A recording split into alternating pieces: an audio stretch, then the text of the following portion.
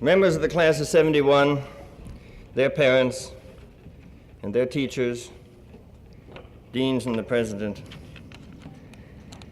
I'm going to begin with a poem by a 15th century Indian poet. It goes like this. Student, do the simple purification. You know that the seed is inside the horse chestnut tree, and inside the seed there's the blossoms of the tree and the branches and the shade. So inside the human body there's the seed, and inside that seed there's the human body again. Fire, air, earth, water, and space. If you don't want the secret one, you can't have these either. Thinkers, listen, tell me, what do you know of that's not in the soul? Take a pitcher full of water and set it down in the water. Now it has water inside and water outside. We mustn't give it a name lest silly people start talking again about the body and the soul. If you want the truth, I'll tell you the truth. Listen to the secret sound, the real sound which is inside you. The one no one talks of speaks the secret sound to himself, and he is the one who has made it all. Now, what does Kabir's poem say? It says a lot, but it says that just as the horse chestnut tree is inside the seed, so American history is inside you. Thomas Jefferson and General Patton are both inside of you. We cannot understand American history by studying about all the dark-skinned people that we have murdered, the Indians, the blacks, and the Vietnamese. What we are murdering is inside ourselves. What we specialize in murdering is the dark side of ourselves. As a nation, we specialize in murdering our own shadow. We are essentially shadow murderers. Now, what is the shadow? The shadow is the side of our personality that's invisible to us. The light never falls on it, and so it's always symbolized by the dark or by what is dark. And into that dark, we as Westerners shove everything that does not fit with our Western role as businessmen or policemen or suburban Americans. Now, the ancient Chinese developed a circle, which is called the yin-yang circle, to describe clearly these two sides that every human being has inside of him. Now, on one side, the circle is white, and on the other side, the circle is dark. The white circle is called the yang, very close in sound, by the way, to the word Yankee. And the dark side is called the yin. Now, you've all seen the circle. It's painted on the outside of every Northern Pacific freight car. Don't ask me why, I've never understood that. Now, between the two sides of this circle, there's a curving line like this, indicating that there's not to be a war between them. But in our civilization, even long before America was founded, we were committed to a war between the dark side and the light side of ourselves because Christianity, elementary Christianity, always taught that dark is evil and white is good. So therefore, in our country, all good men hate the shadow. Now, in the Middle Ages, men had more affection for their shadow than they do now. In the Middle Ages, they created cathedrals like Chartres, which had a place for the shadow to live, high up in the arches, which resembled trees. But in the United States, and particularly in New England, we love churches painted white, inside and outside, where there's no place for the shadow to live. The Puritans were shadow murderers, and we come from them.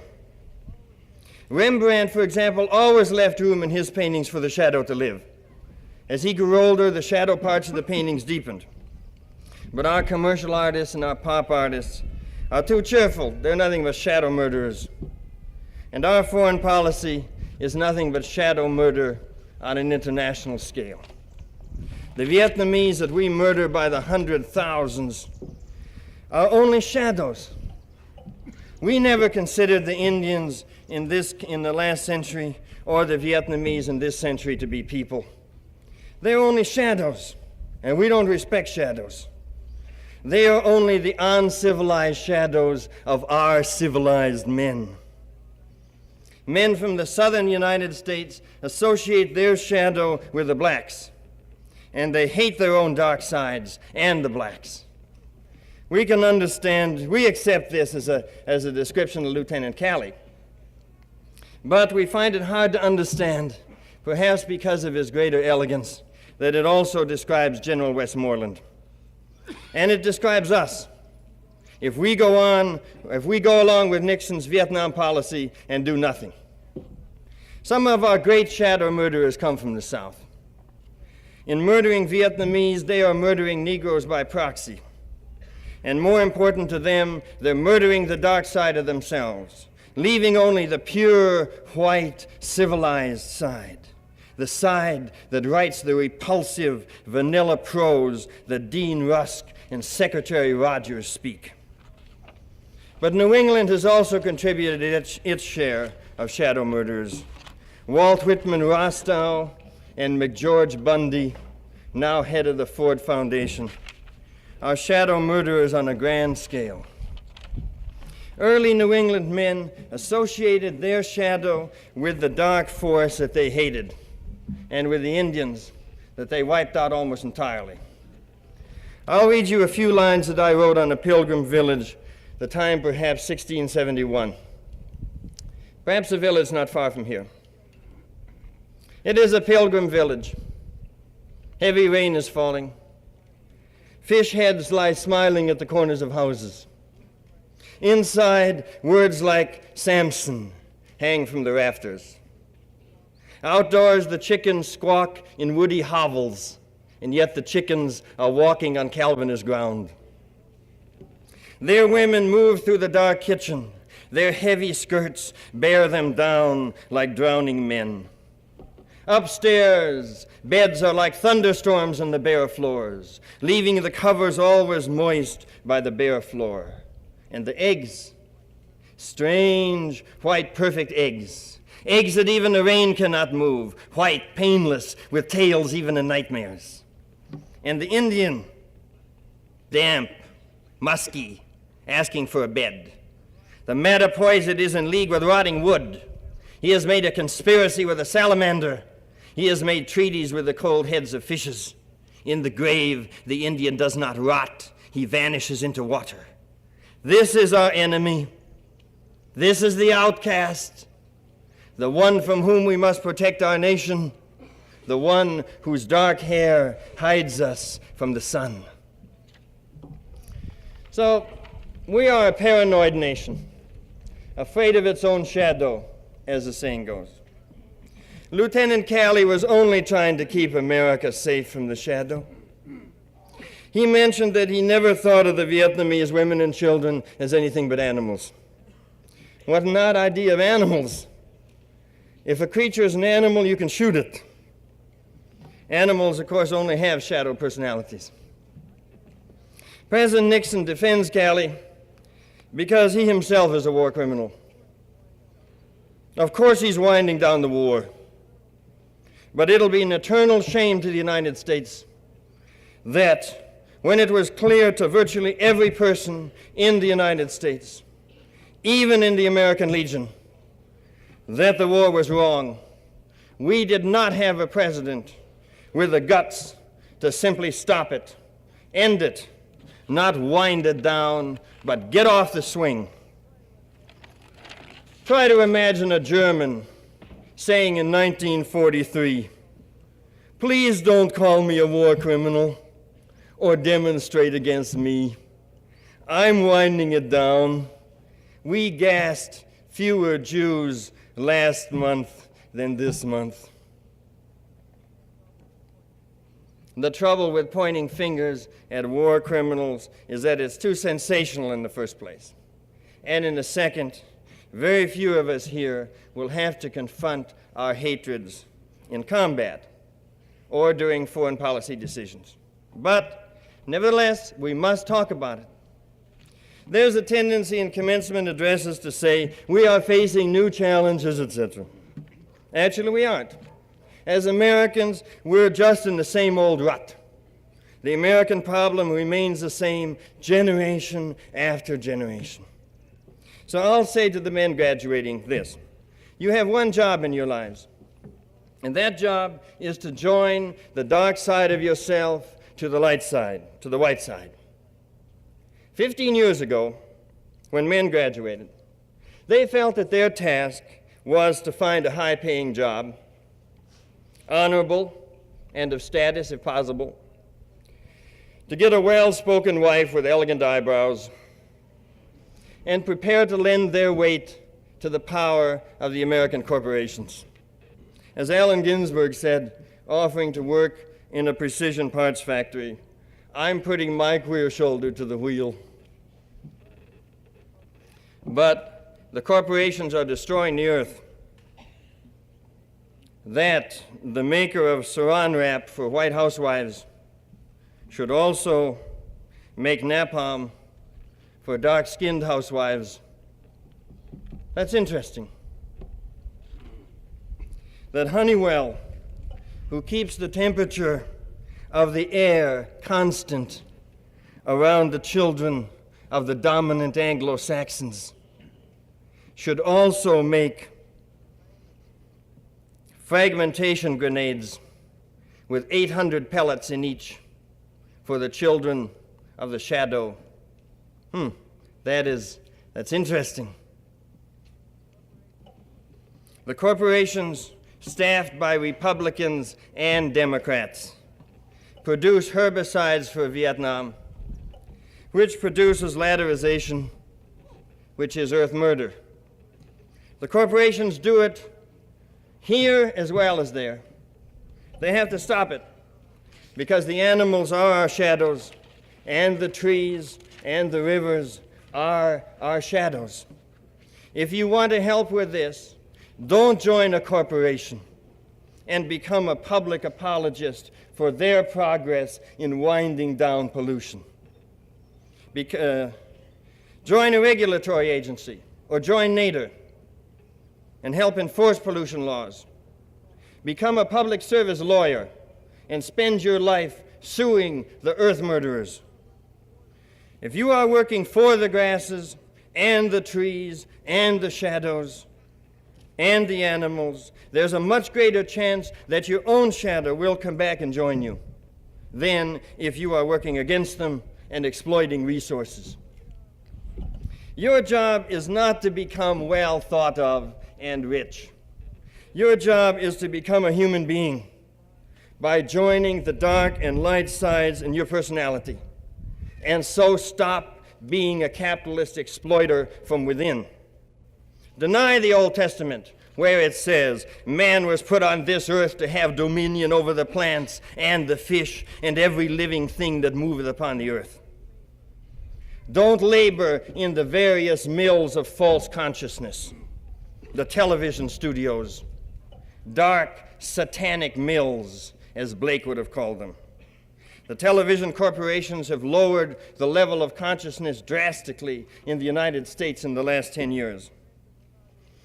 Friends in Chicago a few months ago, watching a television program that their children had been watching, noticed a television commercial which appeared again and again in the 2 weeks before Christmas. This was a television commercial for a torture table for dolls. And if you put your doll on it and tied it down and then turned this wheel, it pulled off an arm. Turned this wheel, pulled off a leg. Of course, a doll is just a shadow of a girl. So try to think of the man who created that ad. He was a good American. And then try to think of all the men in that ad agency and all the men in the television studios, many of them graduates of good colleges. Think of all of those men who saw that commercial and passed on it and thought there was nothing seriously wrong with it. I know there are many parents in this audience who are executives in television or corporations, and many Amherst alumni as well. These people are peace criminals. A peace criminal is someone who murders the earth shadow by polluting it, or someone who murders the spirit shadow by telling lies for money. Becoming reconciled with your shadow means not being so brutal as your parents are. It means not only believing in, but acting on tenderness, compassion, love of children, imagination, poetry. As Yeats said, quoting William Blake, "True art is the flame of the last day, which begins for every man when he is first moved by beauty, and which seeks to burn all things until they become infinite and holy." Blake said, if the spectator could enter into one of these images in his imagination, then he would arise from the grave. Then he would meet the Lord in the air. Then he would be happy. But just as we became separated from our own shadows by acts, by the theft of a continent, by the bringing of slaves over to work land which we were too lazy to work, so merely changing your attitudes towards tenderness and towards poetry will not heal the break. Just as practical steps cause the wound, only practical steps can heal it. You cannot join a corporation and then reconcile yourself with your own shadow personality as a hobby in the evening. So my advice is this: hold back. Don't take a job right now. Don't get married right away. A person, man or woman, who gets married before he has had an experience of solitude is making a serious mistake. We need more time. 27 or 28 is a good age in which to get married. Live as Emily Dickinson lived. Live as Robert Francis lives here in Amherst. Don't take a job right now. Once you take a job, your spiritual life will enter into a gradual decline from that moment until the moment that you slide into the grave. Live alone for somewhere for 2 years before you do anything else. Your parents have poured thousands into your education here at Amherst. My advice is this: borrow another $500 from them.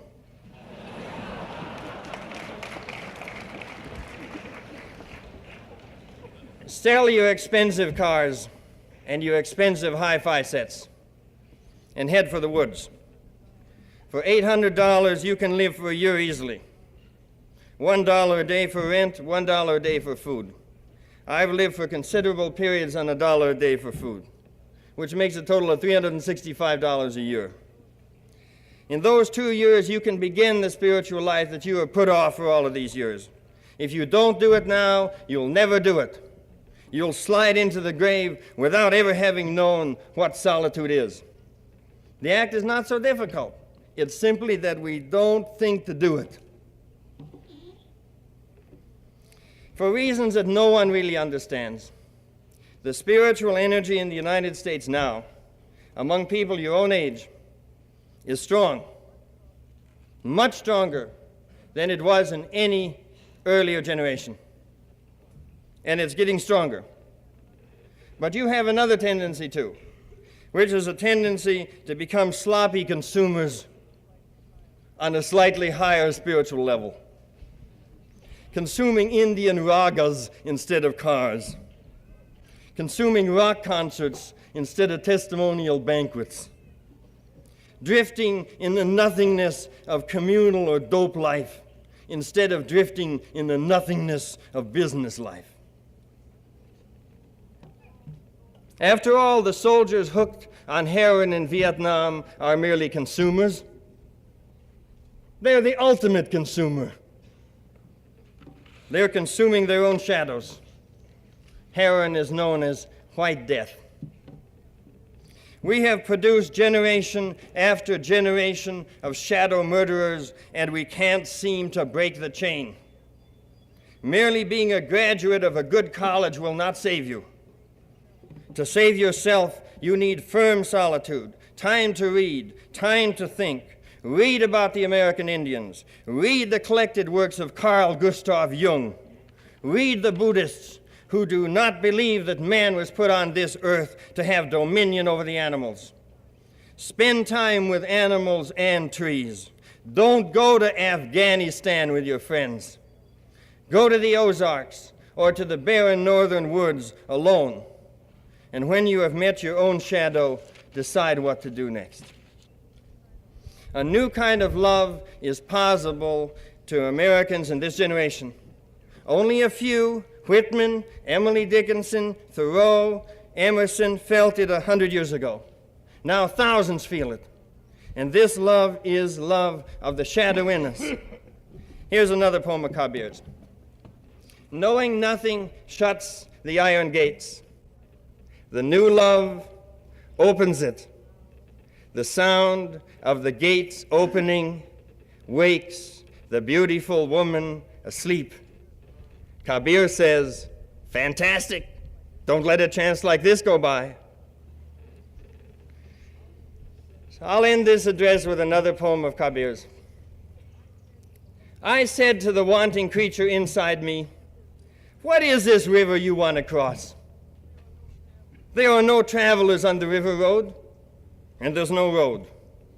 Do you see anyone moving about on that river bank or resting?